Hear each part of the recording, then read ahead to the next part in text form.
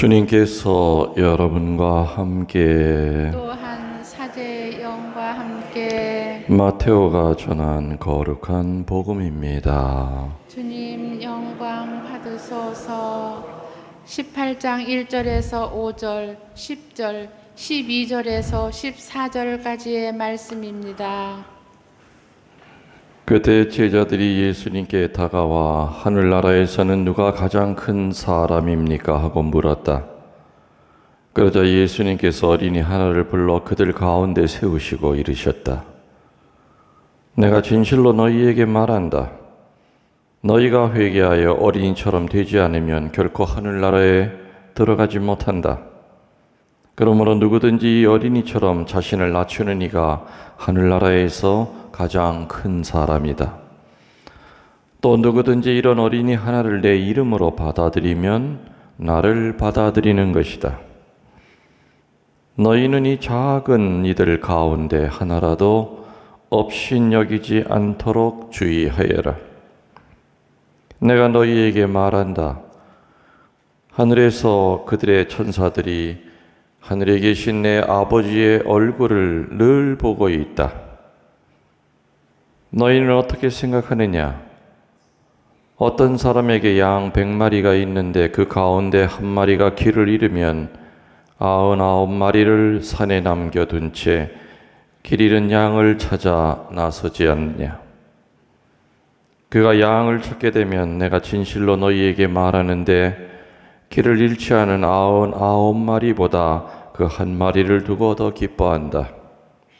이같이 이 작은 이들 가운데 하나라도 잃어버리는 것은 하늘에 계신 너희 아버지의 뜻이 아니다. 주님의 말씀입니다.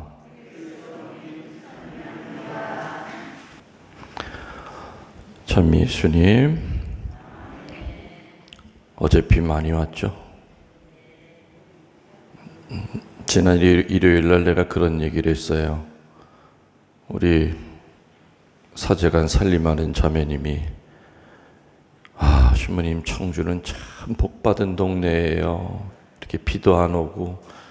그래서 내가 속으로 저렇게 저런 말 자꾸 하다가 큰 비 맞게 좀 어떡하려고 그러지.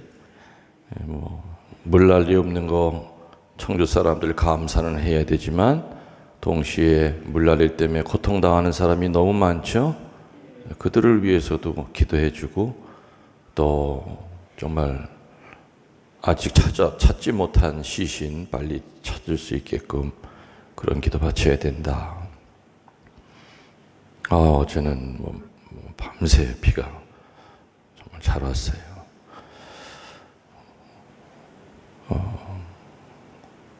여기 나갔던 자매님 다시 들어왔어요? 여기 앉아 있다가 이렇게 조금 아까 막 빨리 나가던데 안 들어왔어요? 왜 나갔는지 혹시 아세요? 나는 왜 어떤 생각이 딱 들었냐면은 갑자기 막 나가더라고. 쪼벅쪼벅거리면서 항아리 뚜껑을 열어놓고 왔구나. 갑자기 그 자매가 뛰어나가는 걸 보고 빗소리가 막 들리니까 가만히 있어봐. 이거 뭔데 창문 열어놓고 왔나 보다. 아니면 항아리 뚜껑을 열어놓고 왔나 보다. 그거 다 들어 지금. 불이 나게 간 것 같아. 혹시라도 이따가 오면은 왜 나갔냐고 내가 궁금해 하더라고. 꼭 한번 물어보시오. 나 이런 걸 한번 꽂히면은 너무너무 궁금해. 답을 들어야 내가 오늘 잠을 자. 왜 나갔을까? 갑자기. 여러분들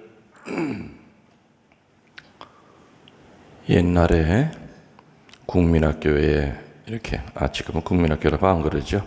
초등학교에 들어가면은 각 학년 시작할 때마다 첫날에 선생님이 뭘 제일 먼저 나눠줘요. 제일 먼저 뭘 받아와요, 첫날. 각 학년 바뀔 때마다. 교과서. 맞아요, 틀려요? 교과서 받아와요. 이 교과서 가지고 오늘 1년 동안 공부해야 될 거다. 그래서 그 교과서 안에 이제 모든 게 공부할 내용이 들어가 있죠. 뭐 국어, 산수 뭐 쫙 이런 거 다 받아오잖아요. 요즘도 교과서 있어요? 국민학교, 초등학교 애들 교과서 받아와요? 교과서가 아직도 있긴 있어요? 나는 또 뭐 전부 다 컴퓨터로 이렇게 또 애들이 찾아 들어가서 보는 줄 알았더니 교과서가 있군요. 학교 가면은 교과서가 있듯이 우리 신앙의 교과서가 뭘 것 같아요? 성서죠. 우리 신앙의 교과서가 성서예요. 신앙만이 아니죠. 그 안에는 인생, 우주관, 세계관, 모든 진리가 이 성서 안에 다 들어가 있어요. 성서는 총 몇 권이죠? 구약이 몇 권이죠?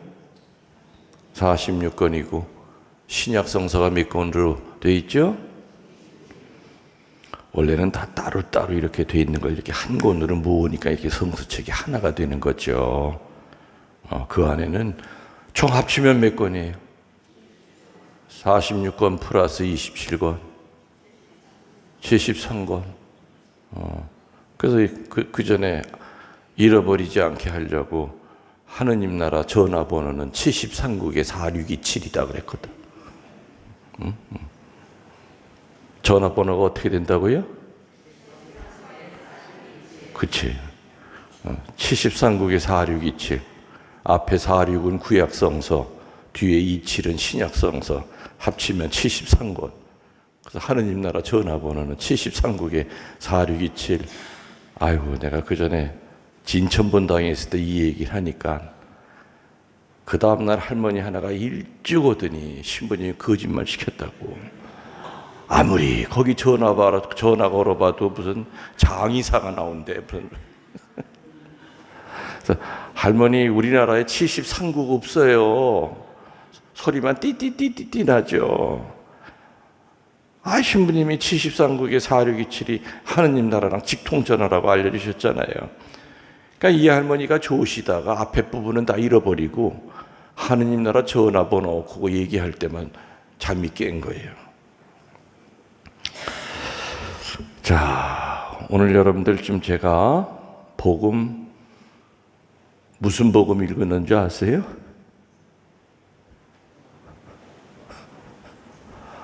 그것도 모르세요? 오늘 본당 신부가 마르코, 마테오, 루카, 요한복음 중에서 어느 복음 읽었는지 아세요? 아시면 빨리 대답하셔. 나 속 터지기 전에. 마태복음 읽었죠? 몇 장 읽었는지 아세요 혹시?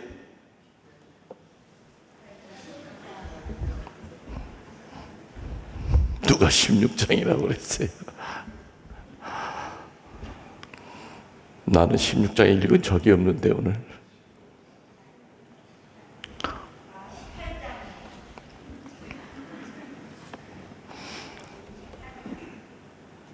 그냥 내가 이렇게 물어봐서 그냥 잘 베이지도 않는 눈 가지고 이렇게 쳐다보지 말고 미리 집에서 그 매일 미사책을 좀 줘와. 간단하게. 오늘은 독서가 뭐가 나오는구나. 오늘은 신부님이 마태복음 18장에 대한 이야기를 해주시겠구나. 이게 벌써 말씀으로 다가서는 첫 번째 단추야. 근데 아무 준비도 안 하고 그냥 맹탕, 레지오 비밀 헌금만 챙겨가지고. 그러니까 내가 그랬잖아요. 마음의 밭이 네 가지인데 길바닥 같은 마음이 있고 또 돌밭 같은 마음이 있고 또 가시덤불 같은 마음이 있고 또 좋은 흙과 같은 마음이 있다 얘기했죠? 좋은 흙과 같은 마음으로 여러분들이 이 미사에 참석하셔야죠. 좋은 흙에는 어떤 씨앗을 뿌려도 30배, 60배, 100배의 열매를 맺는다고 그랬어요. 근데 길바닥 같은 마음은 씨는 뿌려도, 사지의 입을 통해서 씨는 뿌려도 새들이 날라와서 다 쪼아먹고, 미사 끝나고 집에 가면 아무런 뭐 들었는지 기억 하나도 안 나요. 그래서 그거 기억 되살리시라고 열심히 유튜브에다도 올리고 그러는데, 글쎄 우리 본당 신자 가운데 전 유튜브에만이 아니라 내 총무한테 보내요. 녹음한 거. 총무가 각자 구역반장 통해서 신자들한테 다 보급되게끔 강론 듣게 해라. 내 나름대로는 인생의 교과서, 이 신앙의 교과서 안에 계신 하느님을 만나게끔 열심히 나름대로 노력은 하는데, 그래도 괜찮아. 또 이럴 때 이런 말 써야 돼. 콩나물 시루에 물 부어도 물은 다 밑으로 빠져나가도 콩나물은 자란다 안 자란다? 이 비유가 저한테 얼마나 큰 위로가 되는지 몰라요. 여러분에게도 위로가 될 거고, 내가 자꾸 속상해하면 나만 손해지. 그래도 이렇게 물어도 잘 대답을 못해도 그래도 우리 신자들은 많이 컸어. 신앙적으로 크셨어요? 안 크셨어요? 그것도 잘 몰라요? 그건 좀 이렇게 립 서비스로 좀 대답해 줄 수 있잖아. 좀. 많이 컸어요. 그럴 수 있잖아요. 여러분들 많이 신앙적으로 크셨어요? 아이고. 아마 나중에 유튜브 듣는 사람이 먼저 네 하고 대답하고, 먼저 아멘 하고 먼저 대답하실 거예요. 자, 이제 사설은 중단하고, 오늘부터 3일에 걸쳐서 마태복음 18장이 읽혀져요. 며칠 동안이요? 화, 수, 목 3일 동안 마태복음 몇 장이 읽혀져요? 18장이 읽혀져요. 이 마태복음 18장 안에 보면은 정말 교과서 같아. 우리 믿는 자들이 이 생활하면서 실천해야 할 중요한 것이 7가지가 나와요. 이 마태복음 18장 안에. 그 7가지를 우리 생활 가운데 이렇게 실천해야 된다. 정말 교과서예요. 나침판 같아요. 교과서는 틀린 말 없죠? 마찬가지로 우리 믿는 자들이 인생살이 하면서 마태복음 18장에 나오는 그 7가지의 실천사항 꼭 기억해야 될 이것을 잘 새겨야 된다. 3일 동안, 내일은 더 이제 자세하게 제가 설명드리겠지만은, 오늘은 아무튼 목요일 날 미사 안 나오는 신부도 있고, 아무튼 18장 전체의 그 7개가 뭔지를 내가 좀 찝어 드릴게요. 그럼 집에 가셔서 18장 읽으면서 신부님이 얘기한 요게 바로 요 대목이구나.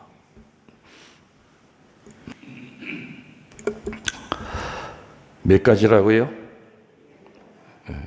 그리스도인들이 생활 속에서 실천해야 할 중요한 점 7가지를 나누어서 예수님께서는 마태복음 18장에서 하나하나 찝어가면서 얘기를 해주고 계세요. 첫 번째, 1절부터 4절. 제가 이제 18장에 대한 전체 그림을 그려드리는 거예요. 그럼 여러분들이 집에 가서 하나하나 자세히 내가 안내해드린 대로 묵상하셔야 될 것은 여러분들의 몫이에요. 1절부터 4절에 조금 전에 들었죠. 이 어린이처럼 회개하지 않으면 하늘나라에 들어갈 수 없다는 얘기가 1절부터 4절에 나오죠. 그래서 이 어린이를 앞세워서 예수님이 오늘 얘기하시고자 하는 그 중요한 포인트는 뭐냐? 겸손이에요. 겸손해야 된다. 우리 믿는 자들이 생활성에서 실천해야 될 제일 첫 번째 덕은 겸손이다. 너희가 생각을 바꾸어 어린이같이 되지 않으면 결코 하늘나라에 들어가지 못할 것이다. 하늘나라에 들어갈 수 있는 첫 번째 조건은 겸손하려는 거예요. 어른들은 생각이 많아요. 복잡해요. 때들이 많이 묻어 있죠. 어른들은 야망도 있고 이기적인 마음도 있고 또 때로는 인기 이런 것들을 추구하고 살아요. 자기의 또 세력을 또 구축하기도 하고. 그러나 어린이가 생각을 바꾸어 사람들 앞에서 자신을 내세울 수 없듯이 하느님께서는 이런 어린이처럼 되어야 된다. 믿음을 가진 이들은 겸손하게 하느님께 헌신하고 이웃에게 봉사해야 된다, 그 뜻입니다. 그래서 첫 번째 1절부터 4절에 나오는 7가지의 실천사항 중에 첫 번째가 어린이처럼 겸손해라. 겸손해라. 겸손은 천국에 들어가는 첫 번째, 천국의 문을 여는 정말 중요한 것이다. 능력이 있고 봉사하고 오만 재주를 다 가져도 지금 이 첫 번째 말고 이제부터 얘기할 뒤에 있는 6가지를 다 가졌다 하더라도 이 첫 번째 겸손이 없다면 천국 못 들어간다. 아주 오늘 단언하고 계십니다. 그만큼 겸손이 중요한 거다. 어린아이처럼 되라. 두 번째 실천해야 될 덕목은 5절에서 7절에 나옵니다. 남을 죄짓게 하지 마라. 남을 죄짓게 하는 자는 연자 맷돌을 목에 걸고 차라리 물속에 빠져 죽는 게 낫다. 아우, 무서운 얘기예요. 남을 죄짓게 하는 자는 불행하다 겁니다. 다시 말하면 이 두 번째 예수님이 얘기하시고자 하는 그 핵심은 책임 있는 삶을 살아라. 말과 행동, 생활 태도가 다른 사람에게 어둠을 줘서는 안 된다. 아멘.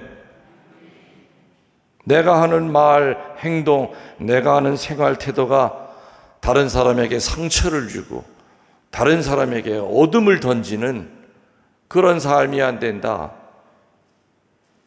믿는 자로서 책임 있게 살아야 된다. 믿는 자들의 책임은 애덕밖에 없어요. 상처 주는 것이 믿는 자들의 의무가 아니죠. 상처 있는 사람을 치유시키고 말과 행동과 삶으로서 반대가 되면 안 된다. 각자가 믿는 이들은 사제는 사제대로 책임을 다하여 살아야 됩니다. 각자가 어떤 위치에 있든지 간에. 남을 죄짓게 하는 자는 불행하다. 말과 행동, 생활 태도를 책임 있게 해라.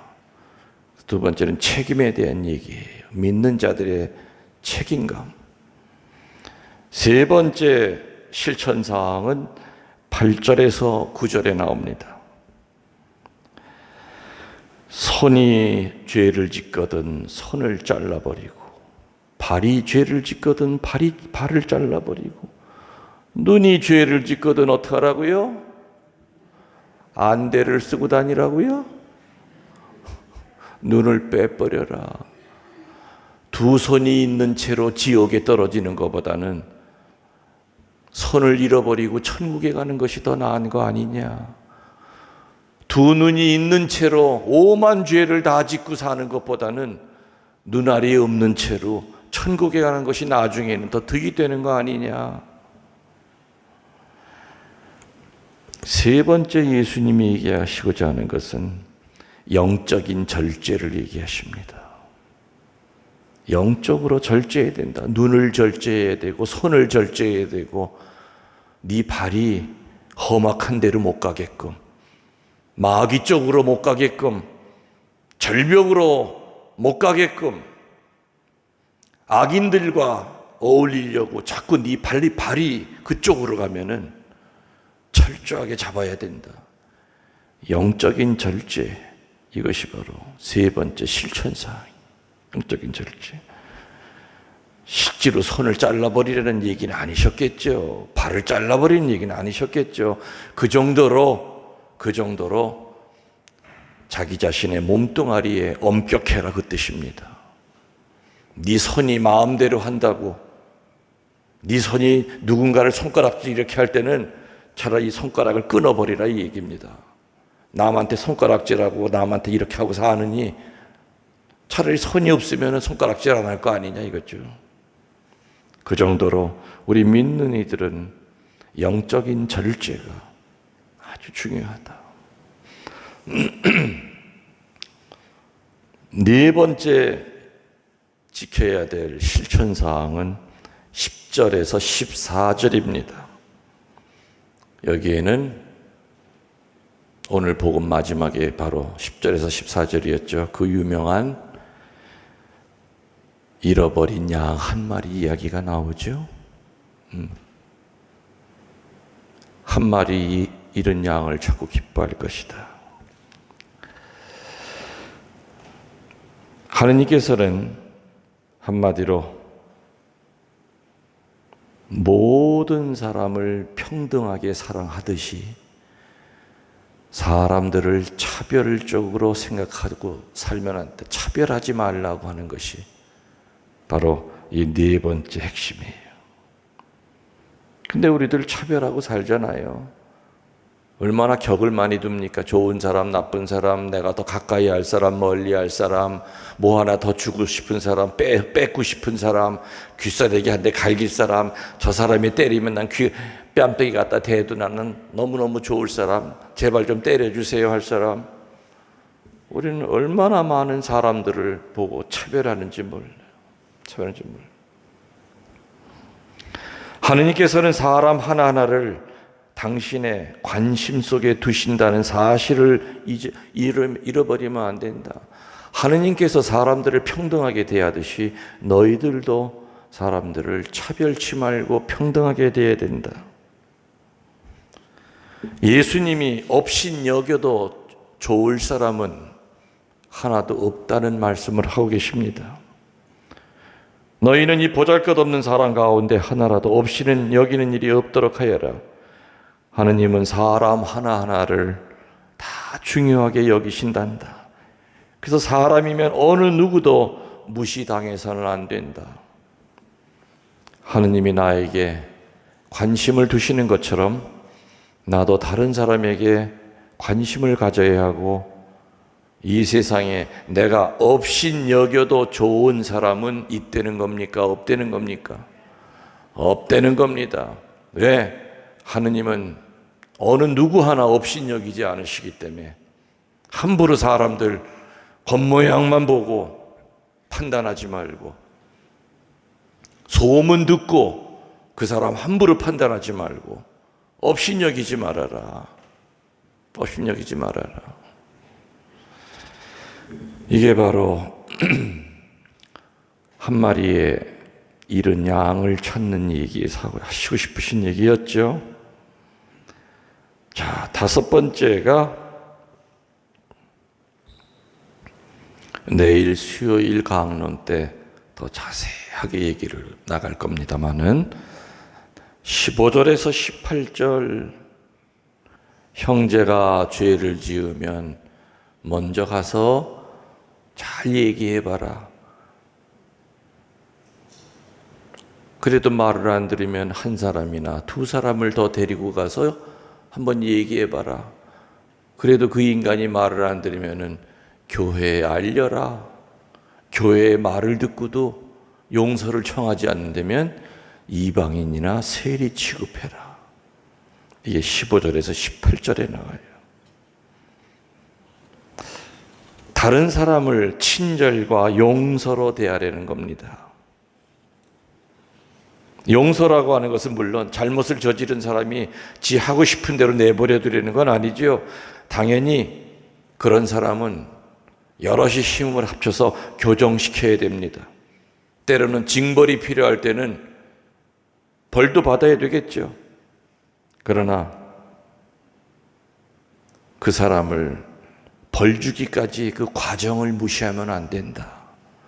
무조건 저놈은 나쁜 놈이야, 너 벌 받아가 아니라 자꾸 교회의 이름으로 설득도 해보고 여러 사람이 찾아가서 이렇게 달래보기도 하고, 아유 제가 잘못했네요 생각해보니까, 이렇게 해서 잃어버린 형제 하나를 찾고 잃어버린 자매 하나를 찾으려는 얘기입니다.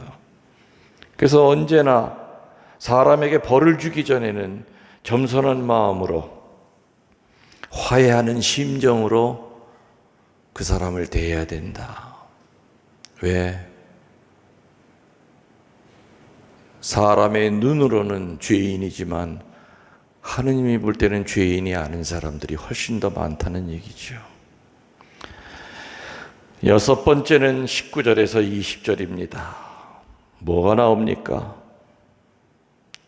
두 사람이 마음을 모아 구하면 하느님께서 다 들어주실 것이다.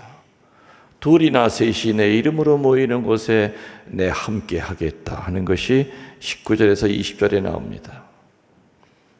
바로 합심 기도에 대한 얘기를 하십니다. 그리스도를 믿는 사람들은 함께 기도하는 사람이라는 얘기죠. 믿음을 가진 이들은 하느님께 대한 친교와 화해 속에서 하느님을 찾고 함께 하느님의 말씀에 귀 기울이고 함께 찬미의 기도를 하는 사람들이어야 된다. 두 사람이 마음을 모아 구하면 하느님께서는 다 들어주실 거라고 그랬어요. 합심기도. 내가 얘기 드렸죠. 한문으로 합자는 어떻게 생겼다고 그랬어요. 지붕, 맨 위에 있는 게 지붕이에요. 그죠? 지붕 밑에 사람들의 입이 하나다 하면은 합할 합자가 돼요. 지붕 밑에 사람들의 입이 하나가 되는 거예요. 우리 서운동 성당 이 지붕 밑에 우리 서운동 신자들 전체가 입이 하나가 돼요. 절절한 기도를 바치면 기적이 일어나요. 우리 반원들, 쉬고 있는 신자들 집집마다 십자가 밑에 이름 붙여놓고 돌아가면서 반원들이 모여서 우리 기도하자. 회개를 위하여. 우리 반원 가운데 앓고 있는 사람, 육신의 고통 때문에 힘들어하는 사람이 있으면은 온 반원들이 각자 지분 달라더라도 우리 몇 시부터 몇 시까지 우리 같이 그 자매 위에 기도합시다. 어마어마한 힘이 일어날 것이다. 두 사람이 마음을 모아 구하면 하느님께서 다 들어주실 것이다. 합심 기도하려는 얘기죠. 공동체는 두 사람 이상부터 공동체라고 정의합니다. 그래서 천국은 개인이 들어오는 것보다 단체를 환영한다고는 우스갯얘기도 있잖아요.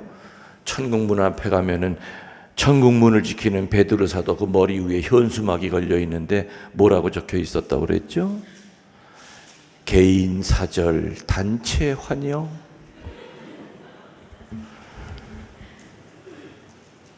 우리 서운동 성당에 열심한 신자 몇시 천국 가는 거 하느님 원치 않아요. 서운동 신자 모든 사람이 다 같이 길을 쫙 천국 가는 길에 쫙 서가지고 수천 명이 다 질서정연하게 천국 들어가는 걸 원치요. 어느 한 가정에 한 사람만 천국 가는 거 하느님 원치 않아요. 그 집안 식구들이 다 같이 천국 가는 걸 원하세요. 그래서 적어도 식구들의 회개를 위해서 식구들을 전교하는데 나중에 주님 저 죽을 힘을 다해서 우리 식구들 주님 앞으로 이끌려고 애는 썼지만 그게 마음대로 안 됩니다. 그래서 전교를 제대로 못 시켰어요. 적어도 그런 변명거리는 갖고 죽어야죠. 알아. 너 가족들 나한테로 이끌려고 무단히도 애쓴 거 내가 다 지켜봤어. 그런 소리는 들어야죠. 맞죠? 들어야 돼. 안 되는 걸 뭐 어떻게 해. 합심 기도는 기적을 일으킨다는 얘기를 하셨어요.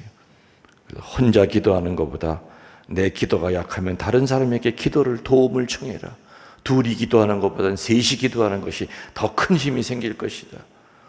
둘이나 셋이 내 이름으로 모이는 곳에 내가 그 자리에 함께 하겠노라. 분명히 얘기하셨습니다. 합심기도. 마지막 7번째 21절에서 35절까지는 77번씩 용서하라는 얘기가 나오죠. 그리고 무한히 용서하라는 말을 설명하시기 위하여 어떤 비유를 드십니까? 무자비한 종의 비유를 들어줘요. 왕한테 1만 탈렌트를 빚진 사람이 살려달라고 애걸복걸하기 때문에 왕이 1만 탈렌트를 탕감해 줬는데 그 인간은 기어나가서 자기한테 100데나리온 진 친구를 멱살을 잡고 난리를 치죠. 왕이 그 얘기를 듣고 못된 놈, 내가 지놓은 빚을 1만 탈렌트를 탕감해 줬는데 100데나리온 진 친구의 멱살을 잡고 휘둘러 저놈 다시 잡아들여라. 하느님에게 무한한 용서를 우리는 바랍니다. 그리고 하느님께서는 무한히 용서해 주세요. 이렇게 하느님에게 엄청난 용서를 받은 자가 다른 사람이 나한테 상처 줬다고 용서를 못하면은 이건 어불성설이다. 이건 말도 안 되는 얘기다. 어떻게 너는 나한테 그동안 그렇게 어떤 죄를 져도 나는 조건 걸지 않고 무조건 용서의 조건을, 너는 어쩌면 그렇게도 철저하게 다른 사람을 용서를 못하고 사냐. 이 못된 놈아, 내가 너를 용서해 준 거 10분의 1이라도 네 주변 사람들 용서하고 살아야지. 7번째, 우리 삶 가운데 실천해야 될 중요한 것은 용서입니다. 그 용서해야 되는 원칙은 하느님이 나를 용서하셨듯이 나도 용서해야 된다는 것이 그 뿌리예요. 뿌리. 용서해야 될 이유는 분명히 있죠. 하느님한테 우리는 용서받았기 때문에, 우리는 1만 탈렌트의 그 빚을 탕감받았기 때문에 100데나리온 나한테 빚진 사람 멱살 잡고 흔들 권리가 없답니다. 그럴 자격 없다는 거죠. 내가 너 용서하였듯이 너도 용서하라는 겁니다. 자, 이렇게 마태복음 18장에는 7가지의 믿는 이들의 생활 지침이 있어요. 그래서 이 18장을 보면은 2줄 얘기하다가 또 갑자기 엉뚱한 얘기가 나오고, 한 3줄 얘기하다가 갑자기 또 딴 얘기가 나오고 그래요. 그거는 마치 탈무드처럼 유명한 위인들의 말을 이렇게 모아놓은 책처럼 마태복음 18장은 예수님께서 7개로 이렇게 단락을 나누어서 하시고 싶은 얘기를 하신 거죠. 자, 정리합시다. 첫 번째, 겸손해라. 2번째, 그렇지, 다른 사람 죄짓게 하지 마라. 말과 행동과 실천하면서 다른 사람한테 분심 주지 말고 책임감 있게 살아라. 3번째, 영적인 절제하는데 최선을 다해라. 무절제의 삶을 살다 보면은 선이 하자는 대로 선이 움직이고 내 생각과는 전혀 다르게 선이 죄를 짓고 발이 죄를 짓고 눈알이 죄를 짓게 된다 이거죠. 영적인 절제. 잡을 때는 확실하게 네 발을 잡고 못 가게, 잡을 때는 확실하게 네 선이 함부로 다른 사람 손가락질 못하게 하고, 너의 눈이 음욕스럽고 더러운 것을 자꾸 향하려 할 때는 차라리 눈을 감고 네 눈을 철저하게 컨트롤해라. 4번째는 차별하지 마라. 이 세상에 내가 업신여겨도 좋을 사람은 단 한 명도 없다. 마지막 다섯 번째는 형제가 죄 지으면 어떻게 하라고요? 교회에 알려라.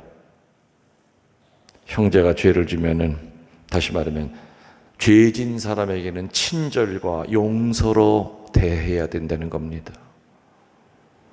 그리고 죄인이라고 하는 벌을 주기까지의 그 과정을 무시하면 안 된다. 먼저 가서 상처받은 사람이 얘기해도 말 안 들으면 두 사람을 데려가고, 두 사람이 데려가도 말 들으면 사제를 모시고 가고, 교회의 이름으로 아무튼 이렇게 설득을 시켜봐라. 그 과정이 굉장히 아름다워야지 무조건 저 사람 죄인이야, 저런 벌 받아야 돼, 그래서는 안 된다. 죄인에게 친절과 용서로 대해야 된다. 여섯 번째는 뭐라고 그랬죠? 합심기도. 둘이나 셋이 내 이름으로 모이는 것에 내가 함께 하겠노라. 내 주변에 기도가 필요한 사람이 있으면 혼자 하려고 하지 말고 도움을 청하라는 겁니다. 우리 같이 기도해보자. 우리 같이 저 사람 위해서 기도해보자. 마지막 일곱 번째는 뭡니까? 무한히 용서하라는 거죠. 하느님에게 수도 없이 용서를 청하고 용서해 주셨듯이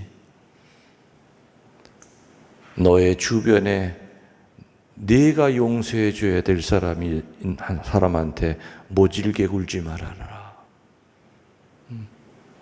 하느님에게 용서받았듯이 너도 용서하라는 것이 마지막 일곱 번째 실천 강령입니다.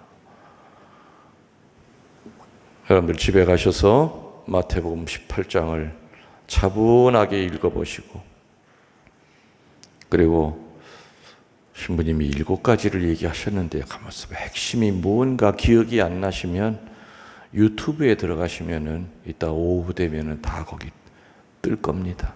들어가서 몇 번이고 잠깐만 들으시면서 노트가 있으면 노트에다가 적어놓고, 성서책 옆에다가도 깨알처럼 적어놓으실 수도 있고, 그건 여러분께 되는 거예요.